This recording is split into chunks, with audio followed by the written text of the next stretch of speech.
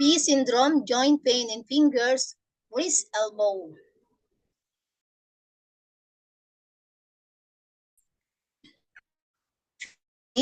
A4.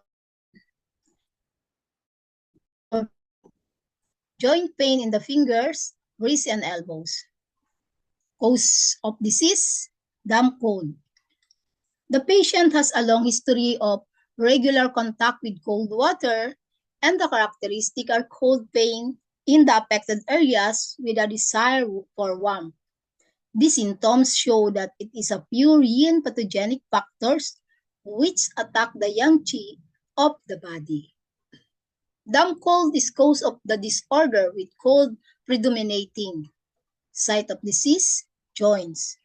So the primary symptoms occur in the elbow, wrist, and finger joints. Pathological chains. The basic pathological chains is the external pathogenic factor are obstructing the circulation of qi and blood, which cause joint pain.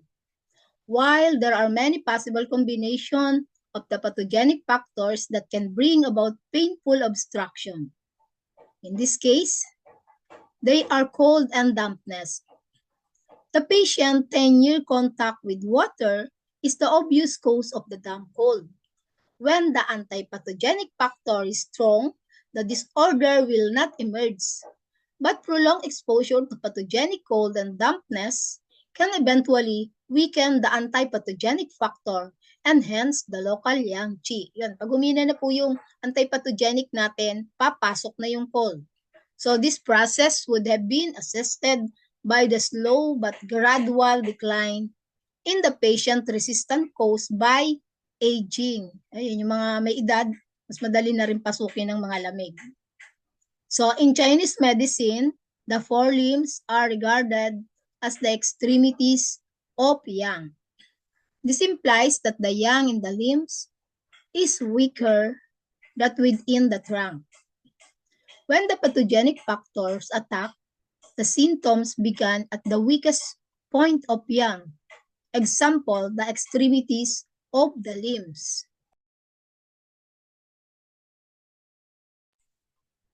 Pathogenic cold is characterized by constriction and stagnation.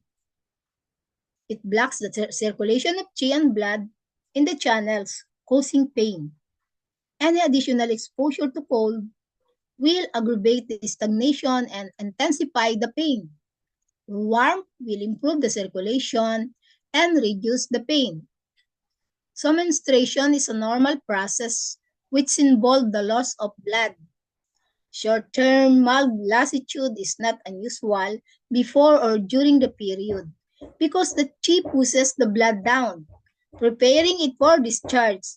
In this case, the patient yang qi is deficient as a result of the long-term exposure to cold. This is aggravated by the further loss of qi during menstruation, bringing about the more fatigue or lassitude. Kaya minsan po, di ba, sabi ng matatanda nung pag may menstruation, hoy, wag ka nagbababad sa tubig or lamig kasi nga kung mahina yung qi mo, madaling papasok yung cold.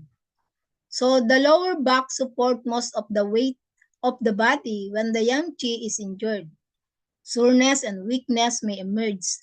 The patient posture during work will contribute to these mild symptoms.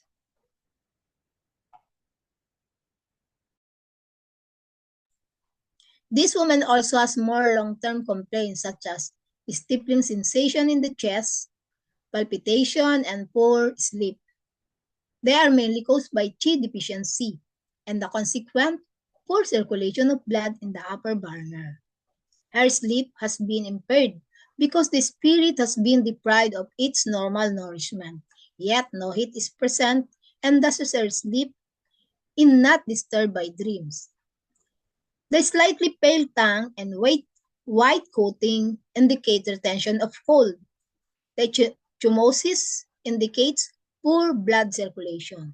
The sunken and moderate pulse indicate the presence of damp cold in the channel and stagnation of qi in blood.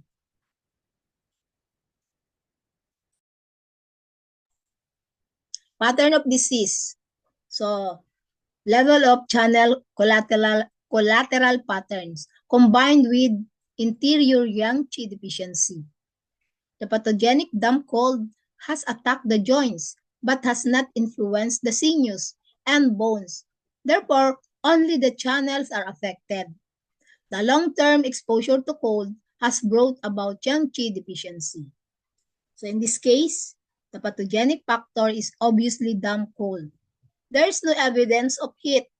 This case is a combination of excess and deficiency. Excess is the main problem because the obstruction of qi and blood is the reason for the pain in the joints.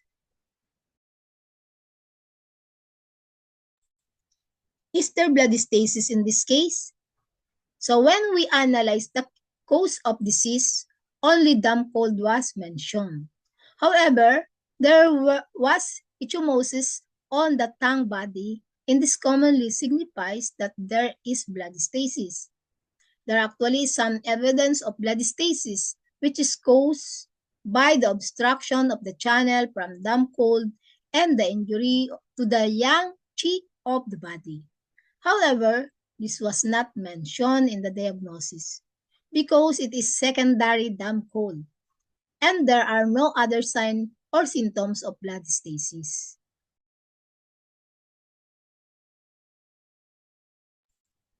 What is the relationship between the channel collaterals, pattern, and interior disorder?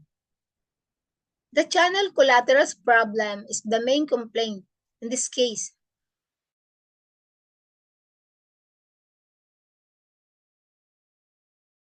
And the first objective of treatment is to eliminate it. The patient also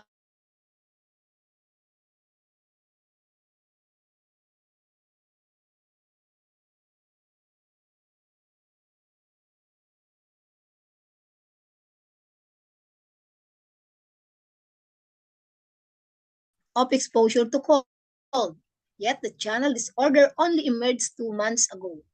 This fact, combined with the patient's relatively young age, implies that her general resistance is still fairly good. When the pathogenic factors are expelled from the channel, the antipathogenic factor will recover and the yang qi of the entire body will improve.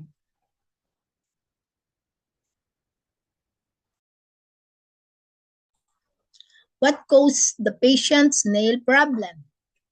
In Chinese medicine, the nails are an extension of the sinews. There is a famous saying which states that the nails are the surplus of the sinews. The liver also manifests in the nails. This patient has flat and lusterless nails, palpitation, and a pale tongue, which could be diagnosed as blood or liver blood deficiency. However, in this case, there is no other evidence that would support either diagnosis.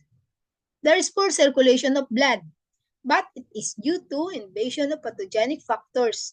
This local problem is why the nail are malnourished. Thank you for your attention.